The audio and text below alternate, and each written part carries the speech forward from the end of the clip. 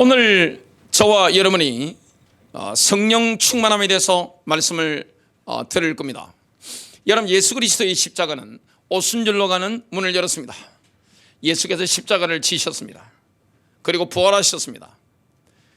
또 성천하시고 오순절날 하나님 아버지께로부터 아브라함의 선물, 성령의 선물을 받아서 제자들에게 부어주신 겁니다. 그 성령의 선물을 우리에게도 부어주십니다. 여러분, 성령의 충만함이라는 것은 너무나 놀랍습니다.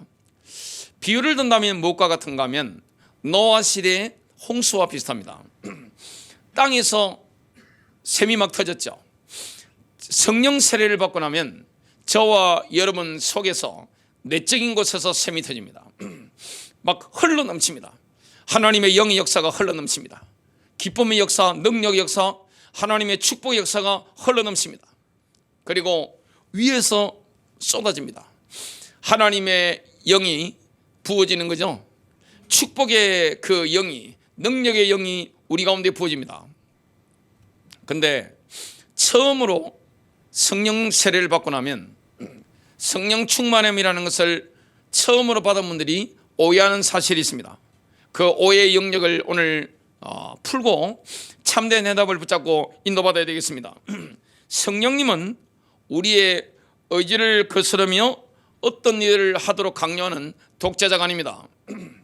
여러분, 귀신과 성령님은 차이가 많습니다.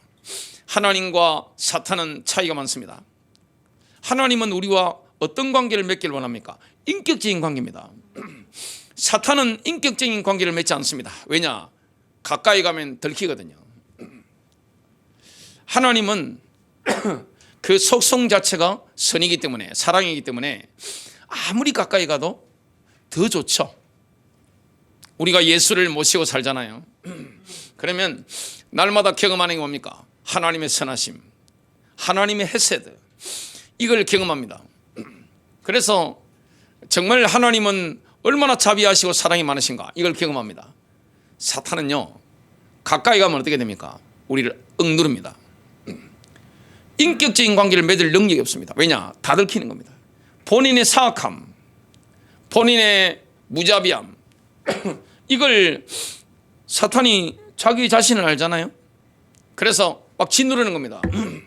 사탄은 독재자지만 하나님은 우리의 의지를 막 거슬러 가지고 막 강요하고 이런 게 없습니다. 귀신 들린 분들 있죠. 그분들 보면 귀신이 막 압박하죠. 막 누릅니다. 의지까지 막 누르려고 막 몸부림치죠. 근데 하나님은 그렇지 않습니다. 여러분, 하나님은 우리에게 뭘 주시는 분입니까? 정말 자유함을 주시는 분이죠. 풍성함을 주시는 분입니다. 예수님은 성령의 선물을 제자들에게 약속하실 때 성령님을 어떻게 지칭하셨습니까? 보혜사다, 또 위로자다, 안내자다, 교사다. 성령님은 우리의 카운셀러입니다. 여러분, 우리에게 상담을 해주시는 분이 누구십니까? 성령님입니다. 우리에게 교사의 역할을 하시는 분이 누구십니까? 성령님입니다. 저와 여러분에게 위로자가 되시는 분이 누구십니까? 성령님입니다.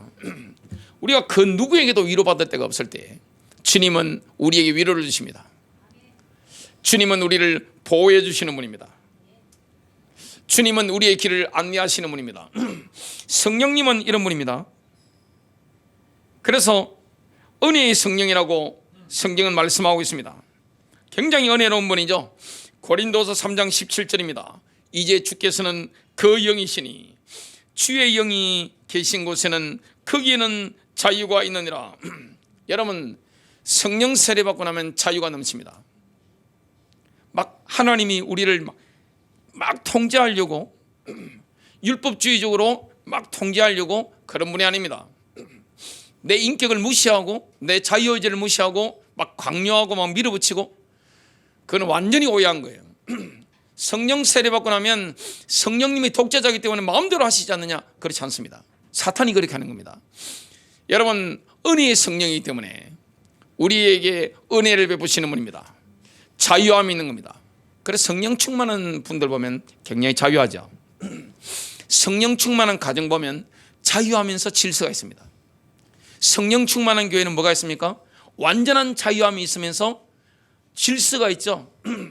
하나님의 질서가 쫙 있으면서 굉장한 자유를 누립니다. 근데 귀신이 역사하는 현장을 가보세요. 억압이 있습니다. 사탄은 완전한 독재자입니다. 하나님은 우리의 의지를 무시하는 강압적으로 밀어붙이는 그런 독재자가 아니시죠. 성령 세례를 받은 그리스도인의 자유는 이스라엘 백성이 모세의 율법의 종이었던 것과 완전히 대비됩니다. 로마서 8장 15절입니다. 여러분을 다시 두려움에 빠지게 하는 종의 영을 받지 않고 우리를 아들로 삼으신 성령을 받았고 우리는 이 성령의 능력으로 아빠라고 외칩니다. 제가 목회하는 교회마다 목양실에 앉아 있잖아요. 그러면 아이들이 어릴 때 아빠가 있는 곳이 목양실이니까 들어옵니다. 다른 모든 성도님들은 노크를 합니다. 목사님, 전 누군데요? 잠깐 들어가도 되겠습니까? 예, 들어오세요 하면 문이 살 열리면서 들어옵니다. 우리 아이들은요, 아들들과 딸은 어린 시절에 목양실에 있으면 그냥 열고 들어옵니다. 그게 자녀죠. 그러면서 기분 좋은 말을 해줍니다. 아빠. 여러분, 아버지들 이 가장 은혜로워하는 그 말이 뭡니까? 아빠라는 거죠. 아빠라는 말이 들릴 때 얼마나 감동이 됩니까? 그냥 문 확 열고 들어가지고 아빠 그럽니다. 그래 왔어? 하고 그냥 안아주고 쓰다듬어주고 축복해주고 이런 거죠. 성령님은 그런 분입니다. 여러분, 성령이 우리를 지배하고 인도하는 정도, 성령님이 우리를 그러면서 지배하시잖아요. 우리를 이끄시잖아요. 그런데 그 정도는 우리가 자발적으로 성령님께 순종하며 성령의 지배와 인도하심을 받아들이는 정도가 있습니다. 이거와 똑같습니다. 내가 성령의 지배를 어느 정도 받을 것인가, 내가 성령의 인도하심을 어느 정도 받아들일 것인가, 여기 맞춰서 성령님 우리를 지배하시고 인도하시지 그 이상으로 막 하고 이런 거 없습니다. 얼마나 자유합니까? 성령님은 인격적이시기 때문에 저와 여러분의 의사를 존중합니다. 그게 인격의 관계죠. 사탄은 인격적인 관계를 맺지 않지만 우리 하나님께서는 우리와 인격적인 관계를 맺으시죠. 우리에게 자유가 있는 겁니다. 요한복음 3장 34절입니다.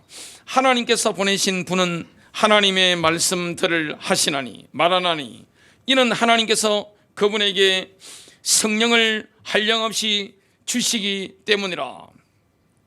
성령의 분량은 하나님께서 주심에 있지 않고 우리의 받음에 있습니다. 우리가 기꺼이 받고 싶은 만큼 성령을 받게 되는 겁니다. 내가 얼마의 분량의 성령을 받고 싶으냐, 그것만큼 하나님께서 성령을 부어주시는 거죠. 오늘 그래서 우리가 자발적으로 성령님께 순종해야 됩니다. 그리고 성령님이 다스리신다, 이걸 받아들여야 되는 겁니다. 많은 분들이 성령님을 구할 때 흔히 범하는 실수가 이거죠.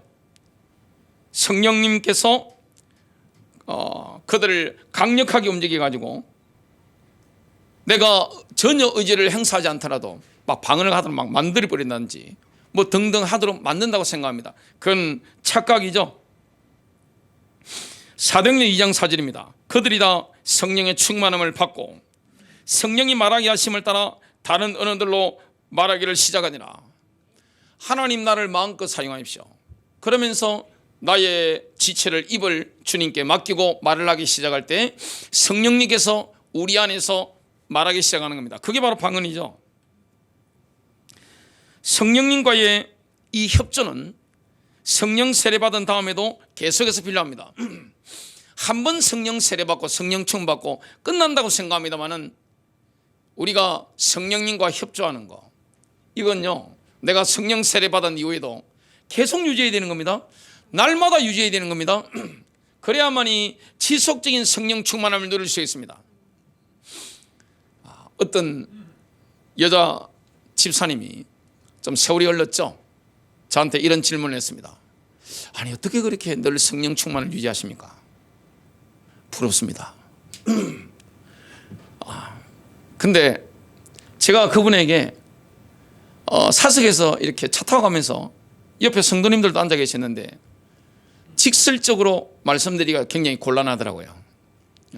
그분은 하나님 우선순위가 아니에요. 그리고 신앙이 1순위가 아니에요. 전혀 그거하고 완전히 다른 겁니다. 그리스도께 대한 헌신이 전혀 안 돼 있는 분이에요. 근데 제가 누리는 이 성령 충만함을 동일하게 누리길 원한다? 그 무슨 신법입니까 그게? 그런 게 세상에 어디 있습니까? 그런 건 없어요. 저와 여러분이 성령 세례, 성령 충만 받은 이후에도 성령님과 협조가 지속이 되어야 되는 겁니다.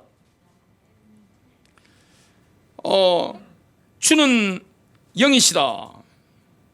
이 말씀을 우리가 붙잡아야 됩니다. 그래서 이 성령 세례는 끝이 아닙니다. 마지막 목표가 아닙니다. 오늘 그리스도인의 삶에 새로운 영역으로 들어가는 첫 관문이죠. 여러분 성령 세례 받고 나서도 사도행전을 한번 보세요.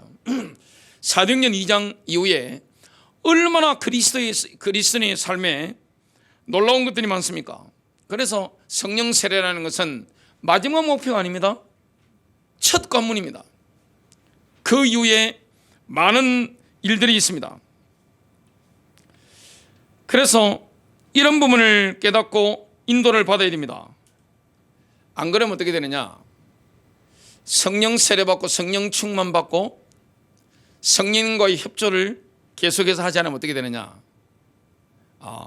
굉장히 주변 신자들에게 실망감을 안겨줍니다. 뭐가 저래? 옛날에 안 그랬는데? 굉장히 실망감을 안겨주는 겁니다.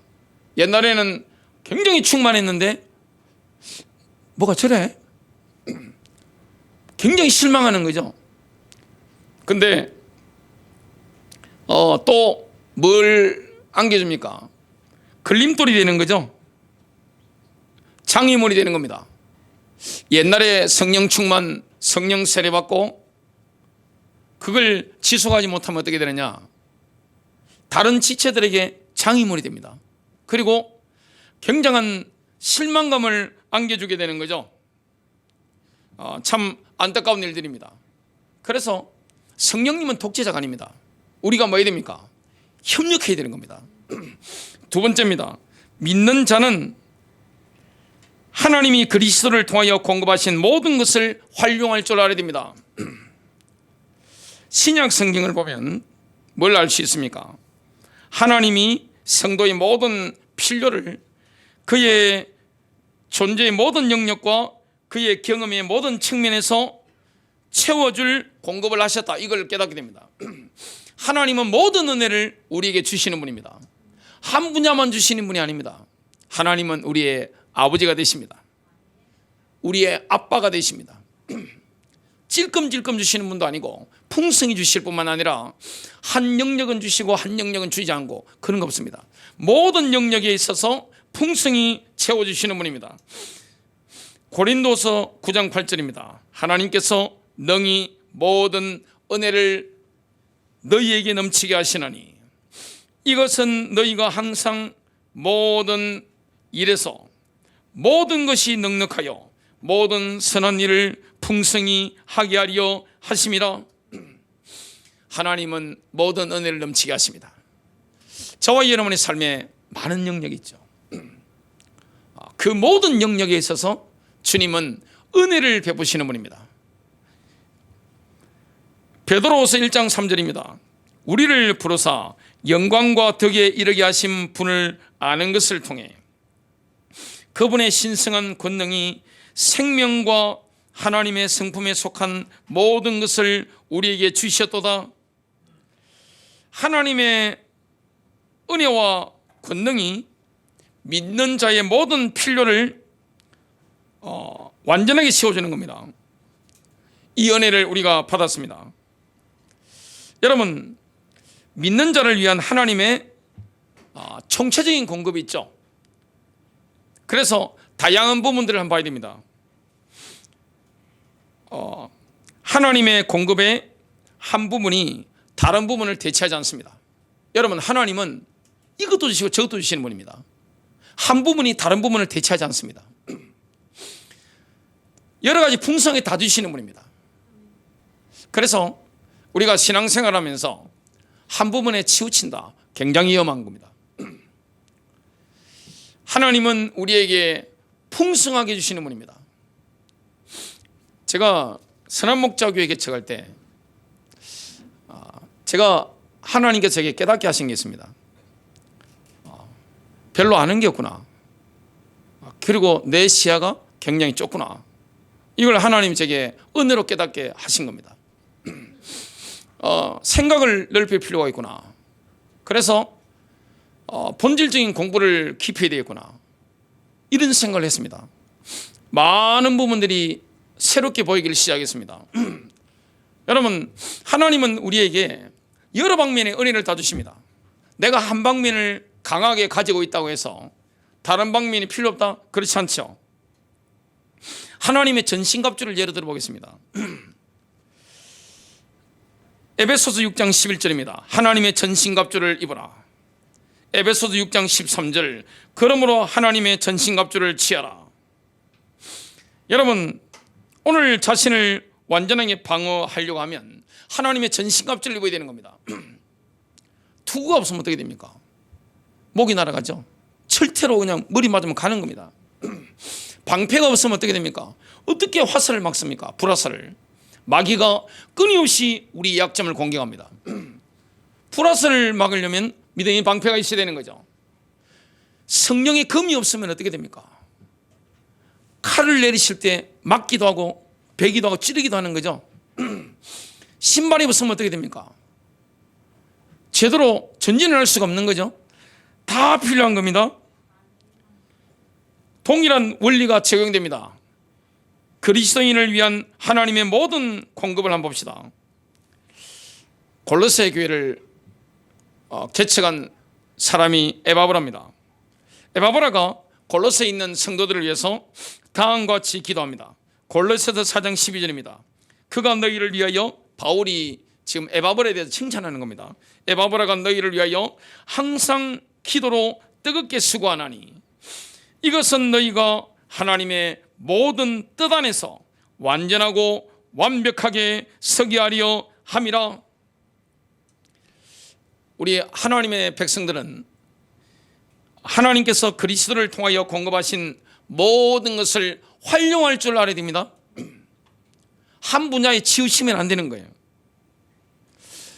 많은 분들이 성령 세례 받고도 이 부분에 실수를 합니다.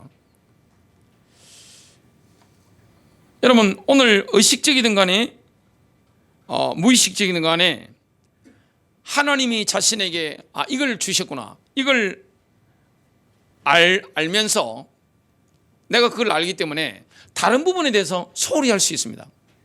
그 부분은 우리가 굉장히 조심해야 되는 거죠. 입으로 복음 전하는 걸 강조하면 어떻게 되느냐, 주로 그런 분들은 삶에서 내가 예수의 제자로 살아가는 거, 삶에 대한 실천, 이게 없는 경우가 굉장히 많죠. 또 그리스도인의 삶, 이걸 강조하면 내가 입을 열어서 때를 어떤지 못 어떤지 복음을 전하는 거, 이 부분을 소홀히 하는 경우가 많죠. 두 가지가 함께 가야 되는 겁니다. 그래서 균형을 이루어야 되죠. 우리가 그리스도인의 삶을 살아가는 거, 작은 예수로 살아가는 거 굉장히 중요한 겁니다. 또한 내가 때를 얻으면 때를 이용해서 복음을 전하는 것이고, 기회가 없다, 기회를 만들어서라도 입을 열어 예수 그리스도를 전해야 되는 겁니다. 이게 같이 가야 되는 거죠. 그래서 이 주님은 성령 세례도 주시지만 성령의 열매도 주시죠. 성령의 세례뿐만 아니라 성령의 열매도 중요합니다. 이 두 개가 같이 가야 되는 거죠. 이 능력이라는 것은 굉장히 좋은 겁니다. 늘 말씀드립니다마는 시골 가서 일할 때 호미 들고 일하는 거하고 트랙터 몰고 다니는 거하고 어떻게 능률이 같습니까? 제가 어릴 때 너무너무 힘들게 밭을 맸던 기억이 지금도 선명합니다. 그 땡볕에 산빛 아래 호미 들고 한번 해보세요. 그거 완전 그냥 지금은 기계가 얼마나 좋습니까? 그 태풍 오면 쓰러진 걸 그걸 일일이 그 벼를 갖다가 세워가지고 그때 우리 큰아들 시골에 갔는데 초등학교 1학년 때로 기억이 나는데 우리 막 다 제가 몰고 와가지고 벼가 태풍 와가지고 다 쓰러지는데 세워보자 하니까 확 뛰어가더라고요. 한 1, 2분 이렇게 묶더니만 그 시멘트 바닥에 그 있죠 옆에 그 길에 가서 우리 큰아들이 덜렁덜렁 눕더니만 힘들다 그러더라고요. 지금은 그렇게 하지 않습니다. 누가 일합니까? 외국인들이 일합니다. 지금은 누가 일합니까? 기계가 다 일하는 겁니다. 그게 바로 은사입니다. 그리고 성령의 열매를 맺는 게 이게 또 얼마나 중요한 겁니까? 사랑이 넘치잖아요. 예수를 1년, 2년, 3년 믿으면서 기쁨이 넘치잖아요. 그냥 그 인격 속에 기쁨이 넘치는 겁니다.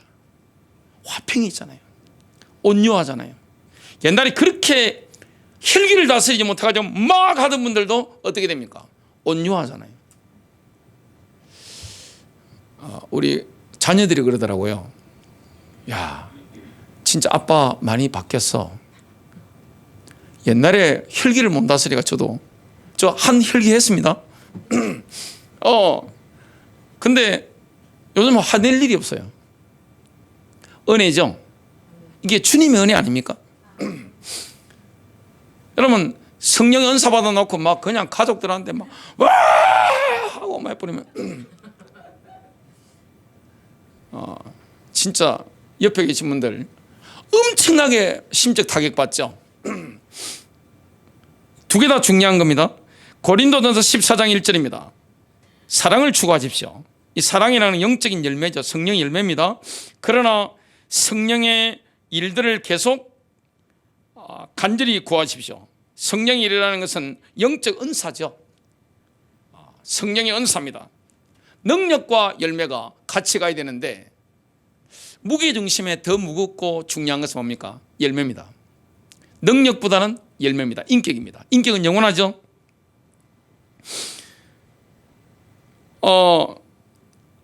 오늘 이 균형 감각을 가지는 게 얼마나 중요한 겁니까? 어떤 분들은 예정설만 강조하죠. 그래서 옛날에 예정설에 심취해 계신 분들이 세계선교 뭐 때문에 하나 그랬습니다. 하나님 알아서 구원해 줄 건데 전도 뭐 때문에 하나 그렇게 했습니다. 역사 기록에 교회사에 다 나와 있는 겁니다. 어떤 분들은 자유의지를 강조하죠. 성경은 양쪽 다 말하고 있습니다. 굉장히 신비한 거죠. 성령 세례도 마찬가지입니다. 한국의 가장 유명한 흔한 이름이 철수와 영이죠. 물 뿌리는 거 하면 예를 들어 봅시다. 철수가 이 수도관에 그냥 바로 연결한 호스를 들고 이렇게 물 뿌리는 거예요. 영이는 물 뿌리게 있죠. 조그만 거 이거 가지고 뿌리러 다니는 거예요. 근데 이 철수 이 친구는 게을러요. 그리고 민첩하지 못해요. 약속도 잘 안 지켜요. 하다가 이 호수로 연결되어 있으면 물 금방 뿌릴 거 아니에요. 정원에 제때 안 뿌리는 거예요. 근데 영이는 물 뿌리기만 가지고 이게 물 뿌리는데 민첩한 거예요. 굉장히 성실한 겁니다. 뭐 일을 하면 끝장을 보는 겁니다. 시간 어기는 범위 없는 거예요. 철수와 영희 가운데 누가 결과가 좋겠습니까? 영이죠. 성령 세례도 마찬가지입니다. 성령의 능력, 성령 충만, 성령의 은사, 이런 부분을 가진 분들은 능력 있죠. 근데 성령의 열매를 많이 맺는, 성령 세례 받지 못했다 할지라도 성경 공부를 열심히 하고 공예배 참석을 신실하게 하고 주님 앞에 신실하게 헌신하는 분들, 시간 잘하면 누가 열매 많습니까? 저는 목회하면서 수십 년 봤습니다. 은사 많은 분들보다 열매 제대로 맺는 분들, 이건 구원의 차원이 아니잖아요. 훨씬 열매가 풍성합니다. 근데 성령의 열매를 맺는 신실한 분들이 성령의 능력 받은 분들을 폄하한다. 그거는 성령의 능력을 주신 우리 하나님을 폄하하는 거잖아요. 그럴 필요가 뭐 있습니까? 같이 있어야 되는 겁니다. 내가 성령의 열매를 맺는 신실함을 가지고 있다. 그럼 어떻게 됩니까? 성령의 능력을 주시도록, 성령 충만 주시도록 우리가 간구해야 될 줄로 믿습니다. 같이 가야 되는 겁니다. 세 번째입니다. 성령 세례는 영적 축복의 새로운 영역으로 인도할 뿐만 아니라 영적 싸움의 새로운 영역으로도 인도합니다. 능력이 임하면 어떻게 되느냐? 사단의 공격도 강해지는 겁니다. 영적 능력이 나타나면 어떻게 되느냐? 그에 비례해서 이 사탄의 세력의 공격도 그냥 강력해지는 겁니다. 이런 부분을 이해 못하면 어떻게 되느냐? 성령 충만, 성령 세례 받고 나서 성경 공부를 제대로 하지 않는다든지, 이 그리스도인의 의무 있잖아요. 기도 생활이라든지 예배라든지 전혀 하지 않고 하면 어떻게 되느냐? 우울한 기분 상태라든지 막 흔들리는 여러 가지 상태라든지 도덕적인 유혹이라든지 이런 부분에 노출되는 겁니다. 마귀가 살아있잖아요. 저와 여러분이 이 성령의 능력을 받고 나면 어떻게 되느냐? 마귀가 공격에 들어옵니다. 가만두겠어요? 여러분이 마귀 입장으로 한번 생각 한번 해보세요. 이 사탄은 지금도 하나님의 나라가 확장되는 걸 가로막고 복음이 전개되는 걸 가로막습니다. 우리를 넘어뜨리려고 얼마나 공격하는지 몰라요. 잠도 자지 않습니다. 그리고 저와 여러분에 대한 정보를 가지고 있습니다. 그래서 마귀는 우리의 과거를 행에 맞추죠. 우리의 상황도 좀 맞출 수 있습니다. 왜냐? 정보원들이 있기 때문에 우리의 미래를 모릅니다. 제 미래 모르더라고요. 오늘 그래서 기억해야 되는 게 뭡니까? 내가 성령의 능력을 받고 나면 어떻게 됩니까? 마귀의 저항도 그만큼 강해지는 겁니다. 이 부분을 모르고 그냥 넋놓고 있다가 어떻게 되냐? 자빠진 기독교인이 얼마나 많은지 모릅니다. 예수님의 생애를 보면 이 사례를 생생하게 볼 수 있습니다. 성령 세례가 새로운 영적 싸움의 영역으로 인도한다는 것을 보게 됩니다. 요단강에서 세례를 받았을 때 예수님이 지금 뭘 경험했습니까? 성령님이 비둘기 형상으로 내려와 예수님이 머물렀죠. 이미 성령이 강력하게 있었습니다. 그 후 성령님은 즉시 예수님을 이끌어 마귀와 직접 개인적으로 마주치도록 만들었습니다. 누가복음 4장 1절부터 2절입니다. 예수님께서 성령님으로 충만하여 요단에서 돌아오시고 성령에게 인도를 받아 광야로 들어가사 40일을 마귀에게 시험을 받으시더라. 누가는 여기서 예수님께서 이제 성령님으로 충만해지셨다, 이걸 지금 강조하고 있죠. 새로운 영역으로 들어간 겁니다. 그 다음 구절들 보면 뭐가 나옵니까? 예수님께서 사탄의 유혹을 받습니다. 지금도 우리가 받는 유혹과 동일합니다. 아담과 하와가 받았던 유혹과 동일합니다. 요한일서 2장 15절부터 17절에 나오는 그 세 가지 유혹과 동일한 겁니다. 육신의 정욕, 안목의 정욕, 이생의 자랑이죠. 예수님께서 그 세 가지 연속적인 유혹을 대응하셨죠. 극복하셨습니다. 그 다음에 이런 말씀을 합니다. 누가복음 4장 14절입니다. 예수님께서 성령님의 권능을 입고 갈릴리로 돌아오시매 그의 명성이 주변 온 지역에 두루 퍼지니라. 지금 성령의 능력으로 이런 표현을 하고 있습니다. 이런 영적 경험을 하게 되는 거죠. 그리고 예수님이 이때 사용하신 게 뭡니까? 우리가 사단의 공격을 받는데 성령 세례 받고 나면 더 강한 악한 영의 저항을 받게 되는 겁니다. 만일 말씀을 듣는 분들 가운데 불신자시거나 아니면 그냥 성령 충만인 게 상관없이 교회를 다니는 분들 같으면 이런 압박을 받지 않습니다. 근데 성령 세례, 성령 충만 받고 나면 어떻게 되느냐? 새로운 강력한 저항을 받게 되는 겁니다. 이때 우리가 사용할 수 있는 게 뭡니까? 성령의 금입니다. 예수님이 모범을 보여주신 거죠. 예수님께서 어떻게 하셨습니까?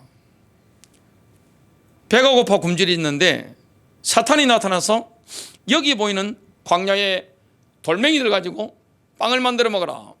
예수님은 그 돌멩이 가지고 지구상에서 최고로 맛있는 따끈따끈한 향기 나는 빵을 만드실 수 있는 능력이 있습니다. 그때 예수께서 하신 말씀이 뭡니까? 기록되었을 때 사람이 빵으로만 사는 것이 아니요 하나님의 입에서 나오는 모든 말씀으로 살 것이니라. 사람이 밥으로만 살지 못합니다. 하나님의 입에서 지금 나오는 하늘 보좌에서 지금 들려오는 그게 강단 설교가 됐든 성경 읽는 됐든 말씀 묵상이 됐든 성경 암송이 됐든 지금 들려오는 하나님의 말씀으로 사는 것이니라. 여러분 반사적으로 말씀이 나와야 됩니다. 마귀가 시험할 때 좀 기다려봐. 성경 좀 찾아보게. 마태복음 이렇게 찾고 기다려봐. 스마트폰 어플 찾아볼게. 잠깐만 챗GPT한테 물어볼게 해가지고 그럴 시간이 없습니다. 반사적으로 나와야 되는 겁니다. 제가 유도장, 금도장을 오랫동안 다녔습니다. 가면 계속 하는 게 있습니다. 낙법하는 거. 끊임없이 합니다. 완전 질릴 정도로 합니다. 금도장 가면 기마자에서 해가지고 계속 치는 거. 특수부대 군 제대한 군인 청년 2명이 관장님이 이것만 자꾸 시키니까 지겹다 도망가 버리더라고요. 계속 하다 보면요 내공이 생깁니다. 저절로 나옵니다. 낙법이 저절로 나오는 거예요. 그리고 손에 뭐 하나 들려다 보면 저절로 날아가는 거예요. 반사적으로 나가야 됩니다. 하나님 말씀이 그런 겁니다. 평상시에 우리가 뭐 해야 됩니까? 성령 세례 받은 사람은요 성경을 연구해야 됩니다. 성경을 읽어야 되는 거예요. 왜 지금 21세기의 기독교인들이 그렇게 교회를 많이 다니는데도 교회 다닌 경력이 많은데도 영적인 능력이 없습니까? 초대교회는 그렇지 않았습니다. 초대교회 청년들은요 사도 요한이 뭘 했습니까? 너희가 강하다. 흉악한 자를 이겼다. 그런데 21세기의 대한민국 교회 청년들 가운데 사도 요한 시절에 있었던 그 청년들처럼 그렇게 강한 사람 얼마나 되겠습니까? 대부분 마귀가 와서 밀어뿌리면 알아서 자빠지죠. 왜 그렇습니까? 알아서 낙심해 뿌리잖아요. 시험 들어 버리잖아요. 왜 그렇습니까? 말씀이 없는 거예요. 사람이 그 모습은 지나가는 겁니다. 나이가 10살이든 20살이든 요양원에 계신 분들 80, 90 넘으셨는데 그분들이든 마음 똑같아요. 그 모습은 지나가는 겁니다. 그 사람의 본질은 뭡니까? 영의 상태입니다. 여러분 영적으로 강해져야 되는 겁니다. 그러려면 하나님의 말씀으로 무장해야 됩니다. 초대 교회가 성령 충만 오순절 경험하고 나서 한 게 뭡니까? 사도의 가르침에 전념한 거예요. 하나님 말씀을 배우는데 전념한 겁니다. 대부분 말씀하시는 걸 들어보면 마태복음이 아니라 누가복음이 아니라 내가복음을 이야기하죠. 내 생각을 막 이야기합니다. 그건 궤변입니다. 사람의 생각이에요. 마태복음을 이야기해야 되고 요한복음을 이야기해야 되는 겁니다. 에베소서를 이야기해야 되는 거예요. 자꾸만 내 생각과 인간의 철학과 내 경험을 이야기하는 게 아닙니다. 어느 정도 되면 되느냐? 예수님처럼 순간적으로 뭐가 나와야 됩니까? 내가 배웠던 공부했던 그 말씀이요, 그냥 바로 나와야 됩니다. 칼싸움 할 때 똑같죠. 그냥 순간적으로 나오는 겁니다. 그게 바로 승리하는 비결입니다. 오늘 오해의 영역이 있습니다. 성령님은 독재자가 아닙니다. 인격적인 분이에요. 내가 협력해야 되는 겁니다. 성령 충만 받은 다음에도 뭐 해야 됩니까? 성령 충만 받을 때까지 얼마나 우리가 기도했습니까? 그 믿음과 그 성결함, 이걸 그대로 유지해야 되는 겁니다. 날마다 성령 충만 누리려면 여러분 거룩함을 추구해야 됩니다. 거룩하지 않는데 성령이 어떻게 역사합니까? 믿음이 없는데 어떻게 성령님이 역사할 수 있습니까? 사람이 이 은혜가 없으면 어떻게 되느냐? 자꾸 사람이 두렵죠. 이 은혜가 없으면 어떻게 되느냐? 자꾸 돈이 두렵습니다. 여러분 기도하고 성령 충만할 때는요, 돈이 안 무서워요. 사람이 안 무서워요. 무리를 걸을 수 있는 겁니다. 예수님께서 새벽에 그 갈릴리 폭풍이 막 치고 있는데 무리를 걸어오시니까 제자들이 뭐랍니까? 유령이다 그러잖아요. 근데 예수께서 뭐라고 하셨습니까? 나다, 두려워 말라. 베드로가 뭐랍니까? 주여, 만일 주님이시거든 나를 무리로 걸어 오라 하소서. 예수님 뭐라고 하십니까? 오라. 베드로가 걷는데 몇 발 걷다가 빠졌습니다. 바로 빠진 게 아니에요. 뭘 봤습니까? 소리, 태풍 소리, 바람 소리, 그리고 바다 소용돌이, 이걸 본 겁니다. 여러분, 옛날에 과거에 성령 충만했던 분들, 그때 사람이 안 두려웠을 겁니다. 돈이 안 두려워요. 미래가 믿어집니다. 믿어지는 거예요. 미래 걱정이 없어요. 전혀 걱정 안 됩니다. 그게 정상인 상태입니다. 그거 이상한 게 아니에요. 진짜 주님과 함께하는 사람은 두려운 게 없어집니다. 그런데 기도 생활이 약해지고 예배가 약해지고 예배가 근성으로 떨어지고 성경 연구를 하지 않고 이 상황에 가면 어떻게 되느냐? 사람이 두려워지는 겁니다. 미래가 불안해요. 너무너무 불안해요. 그리고 돈이 너무 무서운 거예요. 너무너무 초조한 거예요. 차이가 뭡니까? 주의 영의 역사입니다. 여러분, 주님은 살아계십니다. 사도행전적인 역사는 지금 이 시대도 동일하게 일어납니다.